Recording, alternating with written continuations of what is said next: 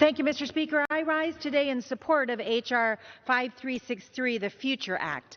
This bill will provide critical support to our nation's minority-serving institutions by permanently reauthorizing mandatory funding for historically black colleges and universities, tribally controlled colleges and universities, and other minority-serving institutions.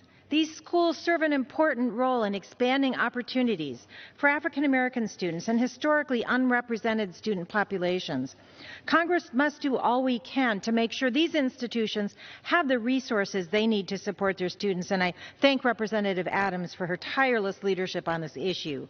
In addition to the critical support for the historically black colleges and universities and minority-serving institutions, this bill will also allow for the secure, and I repeat secure, direct transfer of taxpayer data from the IRS to the Department of Education to enroll and re-enroll borrowers in income-driven repayment plans.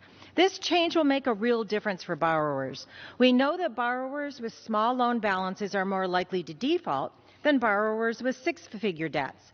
Those who owe less than $10,000 are most likely to default. They're less likely to have completed their degrees, and they're often burdened by low incomes or unemployment. And I've heard from many borrowers in Northwest Oregon who describe loan repayment as anxiety-inducing, daunting, overwhelming. And I've heard from several constituents who faced financial consequences for missing the deadline to annually recertify their income for income-driven repayment plans. This change will protect many borrowers from default by getting and keeping them in manageable income-driven repayment plans. This bill will also remove burdensome paperwork requirements for borrowers who are totally and permanently disabled. This has been a long-time priority of mine through the bipartisan Simple Act, and I applaud my colleague, Representative Del Bene, for her leadership on the language included in the bill before us today.